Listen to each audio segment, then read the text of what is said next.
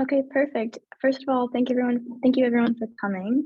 Welcome to STEM Abroad, where I'm going to tell everyone about studying abroad as a STEM or pre-health student at Barnard. And I have a collaboration with Beyond Barnard and Barnard Global. I have Dr. Amanda Dye and Chris Rockholt here to answer any questions. And I also have some really helpful students who also studied abroad as STEM or pre-health students, and they're here to answer questions at the end as well. So moving into it, as a brief presentation outline, I first want to tell everyone about my experience abroad as a STEM student, and then lead into why studying abroad as a STEM student is what is something you should want to do. What are the benefits that are specific to STEM and that career path? And then I also want to discuss some resources for students, including resources at Barnard Global.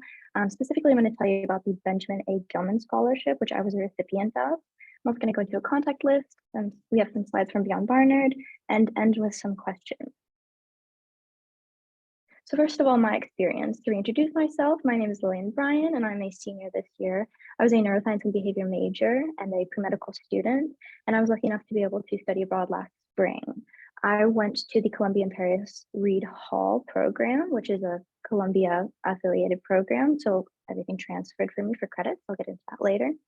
But the primary reasons that I chose this program was one, a French language immersion, and two, an internship at the Paris Brain Institute, where I was able to do a 6-week long research internship for academic credit. And I'll talk a little bit more about that as well. Another important point is that I was a recipient of the Gilman Scholarship. In details, I was given $5,000 towards eligible expenses, which is something I'll get into that as well. But suffice to say, I would not have been able to study abroad if not for this Gilman Scholarship, which is I feel it's important to share with everyone. So going into why studying abroad as a STEM student is so important, I'm going to go through this list of things and then sort of apply it to my personal experience. So first, exploring your major in a new culture and or language is extremely important, especially because as diverse as New York City is, we're still sort of in an academic bubble that's really good to get outside of. Secondly, research and networking opportunities is extremely valuable to be able to say, yes, I have a letter of reference at X place in the world, as well as just understanding different types of research, which is something that I found really important as I moved into my senior year and my senior thesis as a neuroscience major. Additionally, exposure to non-STEM fields can be really valuable. There's also a lot of personal growth involved. This isn't specific to STEM students, but of course it's good to mention. And then also this idea that global issues require global collaboration. So on this last point, I want to expand upon it a little bit because I find it really important. I think that we all saw with the COVID-19 pandemic how international collaboration was really required and able to make the speed of progress that we made throughout this pandemic. And I think that moving forward to tackle global issues such as climate change, our next generation of STEM graduates really have to be able to work across cultural and language barriers, which I think is sort of a guiding theme for why STEM students should be studying abroad. To delve a little bit into the pictures we have here, so my research abroad included a couple different topics. One was I worked on the default mode network, and I worked with transcranial magnetic stimulation, TMS, which you can see in the bottom right picture there. I also worked on visual neglect, and in the top left, you can see a picture of some of the testing for visual neglect. I also worked on a couple of things. But what was really important for me as I was going through this research internship and as I was abroad was just seeing how different it was to the neuroscience research that I do here in New York City. So on the point of exploring your major in a new culture and or language, I was really able to inform my decision making in terms of which lab to do my senior thesis in. I learned a lot about the difference in daily work, not just in terms of the different types of research, human versus animal work. I was also able to learn about the French and European work culture, which was really valuable. And when coming back to the New York speed mindset, it was a great opportunity to learn what research looks like in a different cultural context. And I also just learned a lot about the difference between mouse and human work. And I think that every student could really benefit from seeing a completely different type of research than what they're currently working on. And moving on, some important resources for students. Number one is Barnard Global. So I want to go briefly through the steps to study abroad. One of them is first just choosing a study abroad program. I have a document that I'll get to later, in which I can sort of help you choose a study abroad program, but this really defines your experience. So take your time with this step. Number 2 is your Barnard application. Importantly, the preliminary application is due March 15th. So we're looking at a little bit more than a month until that preliminary application is due. And this is for a wide range. It's for summer 2023 through 2024 in the spring. And that's a really good thing to keep in mind. You can do the preliminary application if you're considering studying abroad during that time period. Next is program applications, scholarship applications, as well as committing to the program, and then just moving through to actually getting to study abroad. A resource for students that I really want to highlight is the Gilman Scholarship. So the Benjamin A. Gilman International Scholarship, which is what I was the recipient of, funds federal Pell Grant students in underrepresented groups. And I have underrepresented starred here because I want to quote what the Benjamin A. Gilman's website says when they're talking about underrepresentation. So including but not limited to first-generation college students, students in STEM fields, racial and ethnic minority students, students with disabilities, students attending minority serving institutions and community colleges, students from US states and institutions with a lower study abroad participation, and more. So I really want people to consider whether they might fall into one of those groups, and if they are a federal Pell Grant recipient, this scholarship can be really valuable in your eligible expenses. So they can provide up to $5,000 for study or internships abroad, and up to $8,000 if you are studying a critical language, an understudied language. The general timeline for this is you're going to write a couple of essays. One is a statement of purpose essay, why you want to study abroad. The next are 2 community impact essays.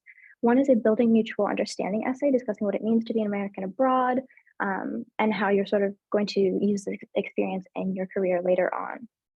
And next is a follow-on service project proposal. Essentially, when you get back, you do some sort of project like this presentation that encourages study abroad and or the Benjamin A. Gilman Scholarship.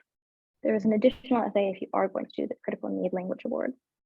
So after you go through all of those essays, it's your transcript uploaded, you've been applying to your program of choice, and then you're working with Barnard Global in order to have a study abroad advisor, financial aid advisor approval, and then you can move into your application and submitting.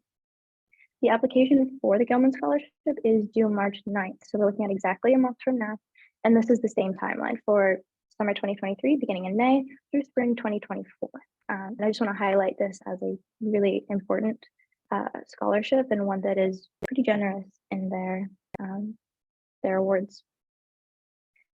Next, to move into some resources, this is the Barnard Global contact list. We actually have Krista Rothkolt with us today. Extremely kind of her to join. And we also have the Beyond Barnard email here. Both of these resources can really help you in your decision to study abroad. And then once you have decided or not decided, if you're moving forward with it, you can go ahead and contact them for additional information, additional scholarships. The whole thing is extremely helpful.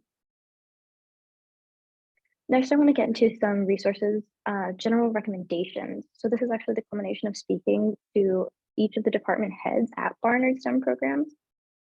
And the number one tip is to really plan ahead where possible. This includes committing to a major as early as possible and a program as early as possible. This is not a deal breaker. I found that I was able to make study abroad work sort of last minute in my 4-year schedule, but it is a really important point is that if you want to do this, do be planning ahead, do be planning out your courses, know your major, your minor, all of those details. The next is something that I found extremely helpful as a STEM student in particular, which is to save my general education requirements for abroad. This is because oftentimes science sequences have pretty strict 1 semester, 2 semester sequencing, but then you can also sort of save these GERs and access syllabi early when possible from your study abroad programs. Oftentimes when you're looking to get permission, whether it's for a GER or for an actual science course for your major, you're able to reach out to that study abroad program, receive syllabi, and then take that syllabi and bring it to the department you're looking for credit from. And there's also a study abroad credit at barnard.edu email, which is a good place to go if you're looking or have general questions about credit approval from other programs. Additionally, you really want to carefully choose a program. For me, I listed my 2 primary considerations in choosing a program. For me, it was important to have language immersion, and 2 was this research opportunity. I think research opportunities are you don't really expect them to be available in a study abroad environment, but the fact that it was made this experience immensely more valuable for me, and I think for other students as well. Be mindful of your course scheduling as you move through, and specifically with this looking at, there are classes that they are a prerequisite to other major courses. So when you're looking at within your major, you should really identify if there's one class that is the prerequisite to every other class that you need to take. So you should get that done early. Additionally, classes are oftentimes only offered in the fall or spring semesters, and keeping this in mind as you figure out which semester you'd like to study abroad, also extremely important. External course credit opportunities, I sort of touched on this earlier, but I have heard of people doing summer programs at different, say like another university or a Barnard summer program, and getting course credit that way in order to sort of fit it all into your schedule. Another tip is to communicate directly with your department. Every single department that I spoke to, this was their advice. Speak to us directly. They want to help you address these questions, your concerns, and they want to be able to address it in a student-specific way. So every single department had this. And there's often one person in particular who can help you with these logistics. And I encourage you to figure out who that is within your department. I also have a list in this document that I'm about to share with you. So under this link and also this QR code, if anyone wants to screenshot or take a picture of it, this links to a document that I've been working on for the last 6 months, working with the different departments. So this is department and major specific information about programs in particular that might be useful for majors, as well as tips from the department about how to study abroad within that major. This gets as specific as certain courses that you need to take abroad or that you need to take at Barnard versus ones that are more easily transferable abroad, etc. So I really recommend this resource. And the next we have Beyond Barnard. Okay, thank you. So as you're thinking about your plans for study abroad, and of course thinking about their relevance for your future plans, maybe career or graduate school planning, I just wanted to say a few words about Beyond Barnard as a place that welcomes STEM students and definitely works with STEM students regularly on these kinds of issues. We offer advising on a one-on-one basis, as well as lots of events that are centered on questions about careers and internships, graduate and professional school fellowships and kind of internal funding opportunities, as well as things like campus roles. You know, if you're getting hired into a position on campus, you'll need to talk to us. And I, in particular, do advising with pre-health students. So I definitely talk with lots of people who are interested in and maybe exploring the possibility of making study abroad part of their undergraduate experience. In addition to our full-time advisors, we also work with a team of peer career advisors who are trained to help with a lot of the most common questions that students have about searching for opportunities and applying for them. And we have a wide range of majors represented there, including several folks who are in STEM majors. So you can find their bios on our website if you want to talk to somebody who specifically shares something in common with you academically. You can go to the next slide. For fellowships in particular, you can check out our fellowships database, which is also on the Beyond Barnard website. You can search for a specific opportunity. So in the screenshot here, the Gilman Scholarship, but you can also search by discipline. So if you're looking for just any fellowships that support study for STEM disciplines, you can do that in our database. You can also attend a fellowships overview. We're actually going to have a whole fellowships week a little bit later on this semester, early in March. And that's going to be an opportunity to learn about lots of different kinds of fellowships. And then once you've come to an overview and kind of thought a little bit about what it is that you want to do, you can meet with an advisor to explore or prepare an application.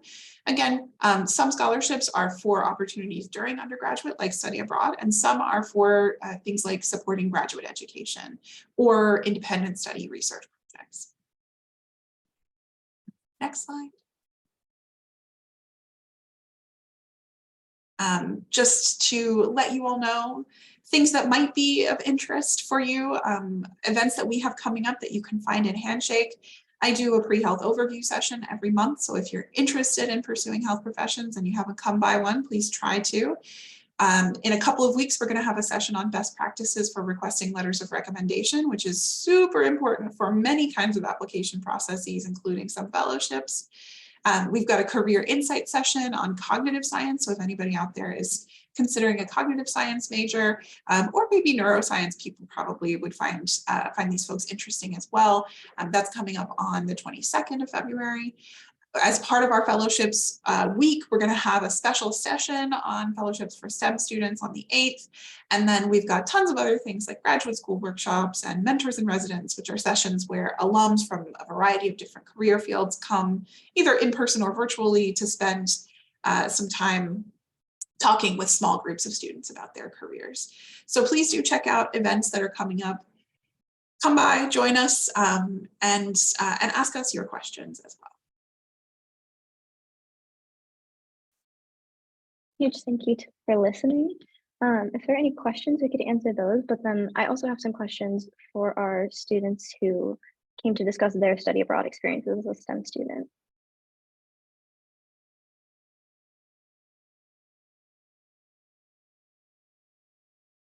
Okay, then I might ask the students who are here to discuss their experiences. I have a first question. Number one, how did your STEM or pre-health status affect your study abroad experience?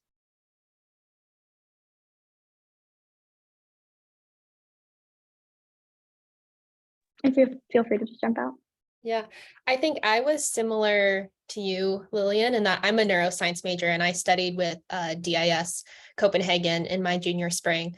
And when I was looking at study abroad programs, I was very cognizant of wanting neuroscience courses to be offered so that I would get a different perspective on neuroscience. And I didn't do research in the same capacity you did. That sounded really cool. But I was in a lab course that was self-directed student research. So over the course of a semester, students got to ask their own research question and really kind of follow through with it, which was a really interesting opportunity to me. I got to work with humans for the first time. Like you said, Lillian, it was a different perspective. And that research is going to be published in the Canadian Undergraduate Journal of Cognitive Science, which was cool. So just kind of a unique experience that I found with DIS of the ability to offer neuroscience classes and then offer a lab course where students often go on to publish in some capacity. So that was really cool.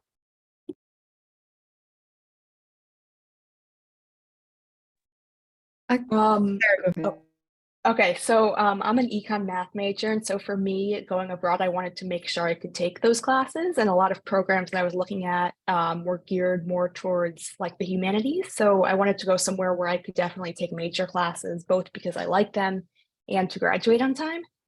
And then I ended up going to UCL in London, and it was really interesting to get like other people have said another perspective on those issues that I study at Barnard. And yeah. Oh, and I also, sorry, I forgot to mention. So for the math part, a lot of universities had like you had to take their specific intro course to take the next level course. So I chose UCL because I could use my Barnard classes to kind of test out of the prereq. Well, for me, hi everyone, my name is Fatima. I studied abroad last year, spring, in Milan, Italy, and I'm a computer science major. And when I was looking for study abroad programs, I was thinking like looking for computer science programs essentially, because so I can take some requirements for me in order not to fall behind, so I can just like graduate on time, but also like have those credits to count towards my major. And I had a really hard time finding those programs. And because what was also important for me, there were English taught programs, but I did want to get the language experience of it. So I decided to go with IES Abroad Milan because they did have this like business programming course, which I actually ended up not taking. So during my study abroad, I took all the fun classes that I just wanted. But which actually I'm glad that I did, and I didn't fall behind on any of my CS courses. So I am still I actually was on track. I think COVID, that like extra summer semester helped a lot. So because of that, it actually allowed me to like be able to plan ahead and study abroad without having any worries for my major. And yeah, I just took like photography classes, cooking class, Italian, or like digital marketing. So didn't do much of a STEM, but I still had a lot of fun. Yeah, I might comment on that as well, and then I have two more questions. So I agree completely with what everyone said. I also think it was interesting because I socially was in a group of non-STEM students, which for me, I'm normally surrounded by other pre-meds, other neuroscience students. And so for me, socially, it was sort of a shift and definitely an important experience for me to have. Um, and then onto my second question, if you faced roadblocks in studying abroad, what were they and how did you overcome them? I can go first. The biggest roadblocks were the language barriers. I think whenever you are in a country that where they don't speak English, you always will feel uncomfortable at first. And that first week is always like the hardest week, where it's the week of the transitioning. And you just feel like, I don't know, a child that cannot communicate with the locals, or like with people and explain them your feelings. It's a very vulnerable moment as well. And how I dealt with that is just I allowed myself some time, and I allowed myself to, like, speak and make mistakes. Whenever I did that, actual locals or like people would just correct me, and they were still so nice, which I was super glad for.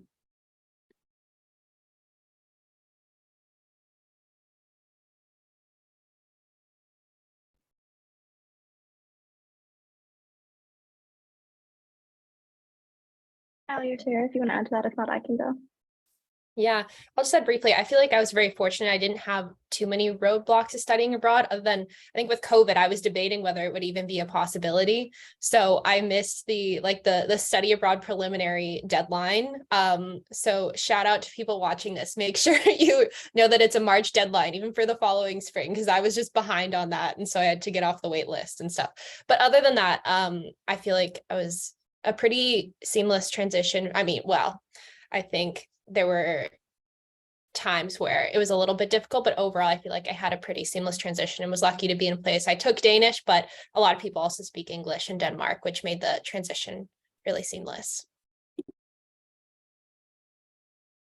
For me, it was also COVID and like the uncertainty of will I be able to go, will I not? And then also like if I get there and everything shuts down, like am I going to be okay kind of in my dorm room before I meet anyone just by myself?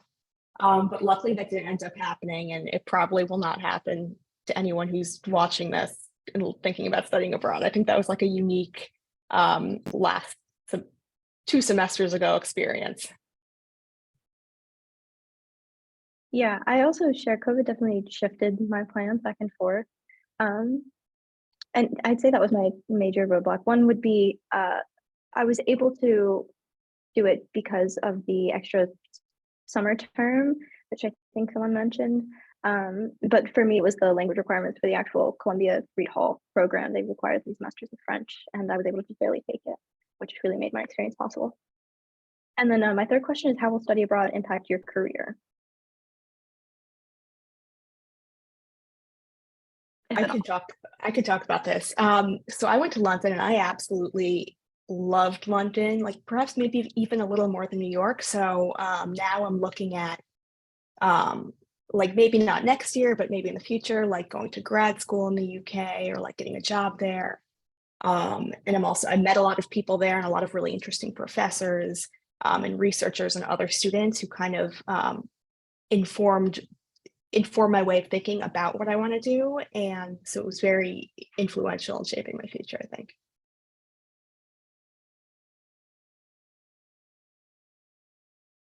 Yeah, I'll definitely echo what Sarah mentioned. I am very tempted to move abroad again. I absolutely loved my experience. And I also think that in addition to that, and potentially graduate school abroad, also like Sarah mentioned, I think career-wise, my understanding of work-life balance has also totally shifted post-study abroad. So that's something I've come to really value now in beginning to look for jobs, is that work-life balance, because in Denmark, it's just done to perfection, in my opinion. So I really valued that, and that's impacted my career search. Sorry, I'll just say something. Oh, sorry. I could echo that. The work-life balance thing was a huge difference that I noticed. And it took some getting used to. Like you can't go to the pharmacy at 10 p.m. But it really changed my way of thinking about like what's healthy and what's not when it comes to my future career and even now, like in school. Yeah, I completely agree with Ali and Sarah on both terms, in the sense of like, I do want to sometime in my life move to Europe and live there for a while, or like abroad. I mean, even though I was born abroad, but still, I'm a little bit tired of the United States. Do want to move away for somewhere. And the other part is the work-life balance. It was just fascinating how Italians live. It's just, there is this phrase in Italian, which is dolce far niente. And I think it was also like very popular, I don't know, on Instagram. A lot of the people would be saying that. But what essentially it means is just like the beauty of doing of nothing. So just like living the life and enjoying it. Initially at the beginning, like when I just moved to Italy, I could not comprehend. It's like, what do you mean you close cafes and restaurants from like 2 to 6 and you open for dinner only at 7 and then you just eat dinner until like 11 p.m. I'm just like, how do you guys do that? And this pace of the life is just like very calm, very like slow, but at the same time, people are happy, people are still getting their works done. And then comparing to the lifestyle in New York is always hustling and bustling, moving around, like never non-stopping. So definitely like agree on that. Yeah, I definitely want to echo all three of those things. I thought that the work-life balance, because I was in France and they take their downtime very seriously. They take their lunch hours, plural, very seriously. And that's something I really came to appreciate when I got back. And it's like, oh, you work through lunch every day. I think an additional way that study abroad impacted my career choice is that I was interested in an international path. I was interested in working with MSF. And this experience definitely confirmed that interest, but also sort of showed me in what ways. For example, it also really impacted the research that I'll be doing. I think I mentioned earlier, but I really, the degree to which I really prefer mouse research, which is not something I would have thought. I would have thought, oh, I'm pre-med and I must enjoy doing research with human subjects. But I found out that while I really valued being able to see that like research to actual medicine pipeline, I was working with actual therapies. I learned that in research terms, I really enjoyed like having the most control over the situation. And human work is a completely different ball game.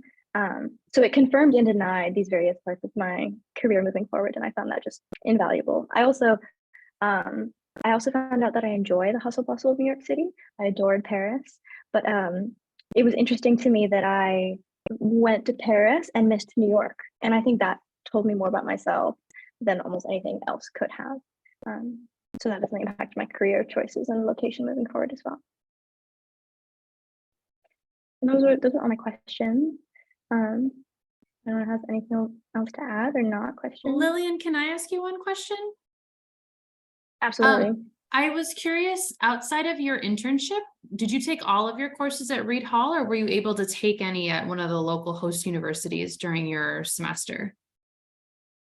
I had the option to take at local host universities. Ended up staying on Reed Hall's campus, which honestly I don't regret at all, because I heard about the French school system through people who were taking classes there, and I think that was an extra layer of immersion, but therefore an extra layer of difficulty. And I found that the Columbia spirit was strong on the Reed Hall campus. It's really cute. I valued that even outside of a STEM perspective.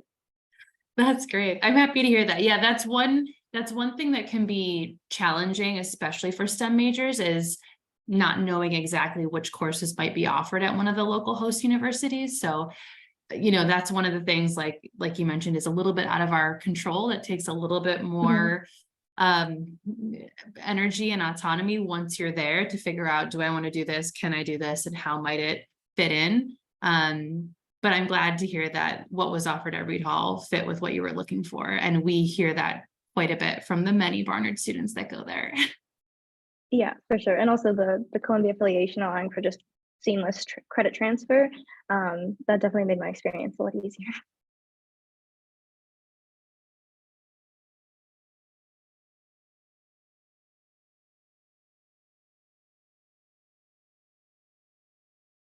I think that's all for me though. All right, if there aren't any more questions, thanks everybody for being here. I really appreciate it. Thank you. Yes, Have a good Thanks, afternoon. everyone. Thanks.